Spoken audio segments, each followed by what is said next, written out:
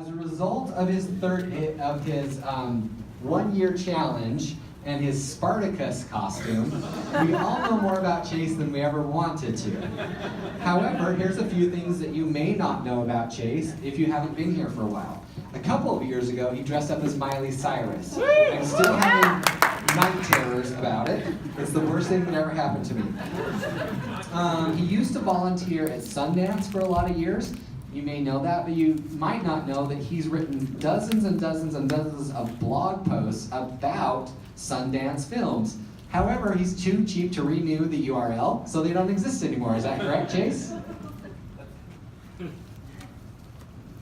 Technically, it was malware on my site, and I never paid Malware. It's a malware thing. He also mentors at the Big Brothers Big Sisters program. He sticks with the brothers. He illegally smuggles beer across state lines.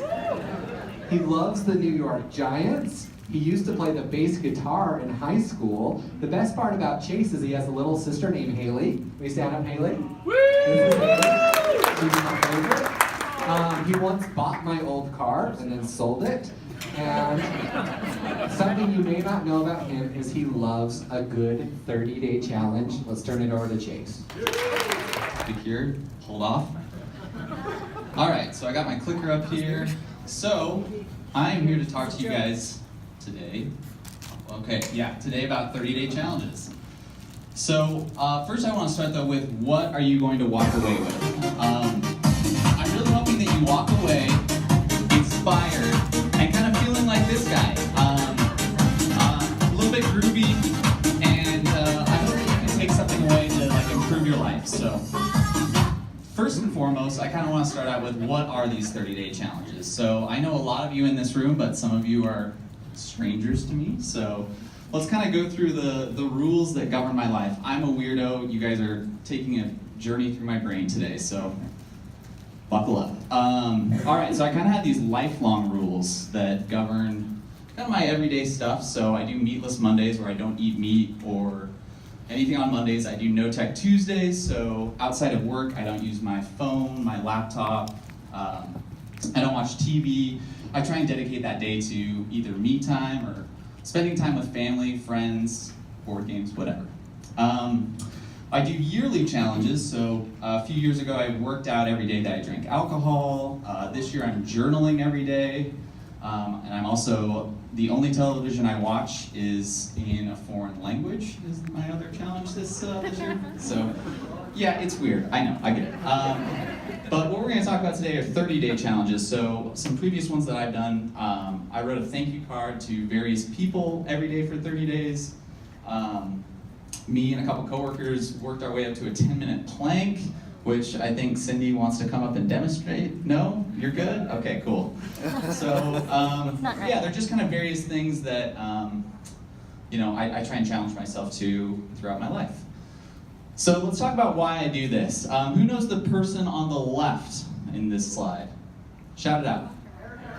Erica Home, great. Yeah, she worked here a few years ago. And then the person on the right, this one's a little tougher. Matt Cutts. Yeah, all right, Matt Cutts. So a few years back, I was on the communications team, and Erica gave a presentation on her grandfather, who was this 90-year-old, everyday golf-playing, cool dude. And I was doing SEO only at the time, and Matt Cutts was kind of the godfather of SEO. So during this presentation, she highlighted a TED Talk of Matt Cutts, and he talked about how he wrote a book in 30 days, and he broke it down into consumable chunks. So 1,000 words per day for 30 days, and he had a 30,000 page, or 30,000 word rather, book at the end of 30 days. And so I'm kind of in this stage of my life where I'm focused on SEO, and I thought to myself, well, Matt Cutts, the godfather of SEO, is doing these 30-day challenges. I can do something similar, and if I can optimize a website, I can optimize my life. I think that's a cool thing. So that's kind of how these were born. The presentation was given, I want to say, in 2015, and I've been doing 30-day challenges ever since. So I want to show you guys, or highlight a couple 30-day challenges that I've done over the course of the last few years.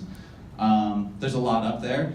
Take it all in. Come chat with me about these after or during the social hour.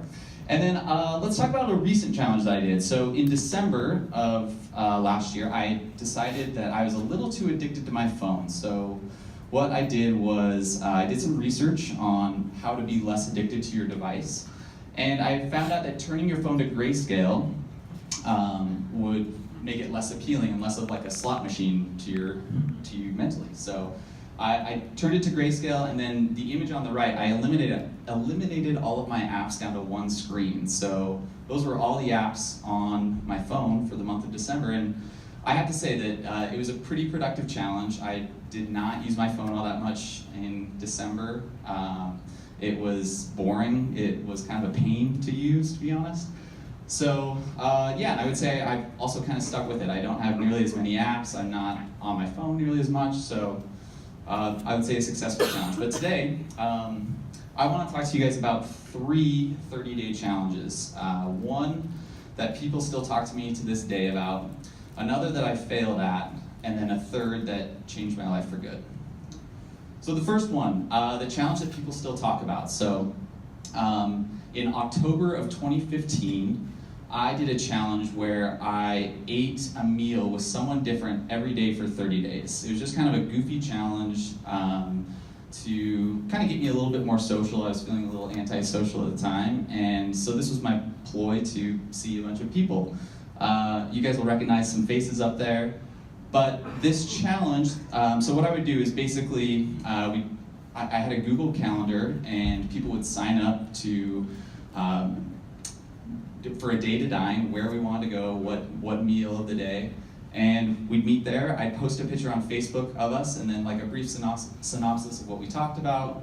And after about a week, the challenge just blew up. I went from begging people to sign up on my calendar to my calendar filling up in a matter of a few days. So it was really, really cool. And the people that were a part of the challenge still talk to me to this day about the fun memories that it created. The people who weren't a part of the challenge still give me a lot of crap for not penciling them in. And the really cool thing was my alma mater got wind of this challenge, and they wrote an article on me in 30-day challenges and highlighted a challenge I was doing at the time. So it was kind of cool. It was, I felt like a big shot for a second. So, all right, let's talk about the challenge that I didn't do so great at. So who was here for Marketing Summit last year? A lot of you guys. Who remembers Giving Game? All right, cool. So it was, to give you guys a kind of inside scoop for those who weren't here, our own Eli Baird created a cool website called givinggame.com where you would track kindness. So people would do something nice for you. You were supposed to go on the website and report that kindness. And Eli approached me and said, hey, can you help me promote this site? And of course, my brain went to, how can I turn this into a 30-day challenge? So I did just that, and my 30-day challenge was structured around, I would take I would take an envelope for every day of the month and put an incremental dollar more per day in the envelope and dedicate that towards kindness. So, so day 1, I had $1 to dedicate towards kindness. Day 12, it would be $12. I'd buy, a round of beers for someone. Day 20 was fill up someone's gas tank, so on and so forth. So, like I mentioned, this challenge I failed at it, and this is kind of a big deal because I can count the amount of challenges that I haven't completed on one hand.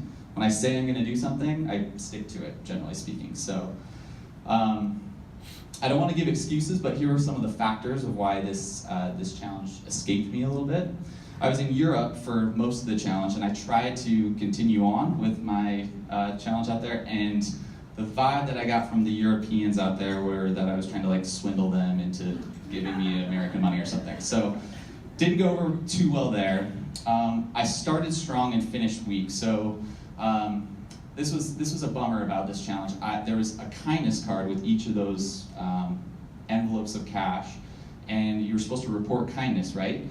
Not a single act in my first 24 days that I did it was reported. So it was just kind of like an emotional dagger to the heart, if you will. And then I kind of ran out of ideas. I did something different every day for my act of kindness, be it buying a cup of coffee, filling up gas, buying groceries for someone, so on and so forth. So I know that's kind of a cop-out, but and I missed one day, so I missed the 25th day, I thought to myself, well, what's one day? And then I missed 2, and it just made it easier and snowballed down the line. So this was a hard challenge for me. I reflect back on this a lot. So I failed my friend Eli. I failed at making a cool website, even cooler and more notorious throughout the community. I failed at the potential 6 people that could have gotten the last couple of envelopes. And yeah, I'm most disappointed in failing with myself. Like, that was a commitment I made, and I couldn't pull it through. So I hope you guys can learn from my mistakes. Make sure that you guys are in the right environment to achieve your goals. I think the Europe thing kind of threw me through a loop and kind of broke down my confidence a little bit. And then results might not be immediate. I wasn't going for the total amount of people that would report this to the site. I just wanted to do something cool. It was a rewarding challenge, and I beat myself up for not completing it. And then don't give up in the face of adversity. The reason I do these challenges is because they're just that. They're a challenge, and you're gonna face adversity. So those are kind of my 2 tips, or my 3 tips rather. Are you guys ready for the life-changing challenge? Yeah. All right, so the life-changing challenge. The reason my little sister showed up here is because she was an integral part of this. So back in December of 2016, we went on a family trip to Belize, and my little sister and my family and girlfriend at the time were giving me so much crap for my little beer belly that I had developed over the course of my 20s. So I decided for all of 2017 that I was going to dedicate a lot of my time to nixing that beer belly and getting shredded abs. Since I was getting crap for the stomach, that was my target. So I did just that. You guys remember a few months ago, that was me on the right. So I want to talk about how hard this challenge was for me. My life outside of work is pretty beer related. So this photo on the left is, it's a cool app that I use to check into different beers. And as of this writing, or as of this presentation, I had 5,700 different unique beers throughout my 20s. So that averages out for you number people to like over 2 beers per day, like different beers. And then the photo,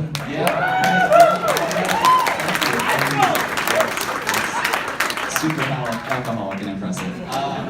And then the picture on the right is my Instagram profile. It's chock full of beers. It's mostly kind of like a beat that I use, if you will. So yeah, in January I consulted with a nutritionist and a personal trainer, and they gave me a diet and exercise program.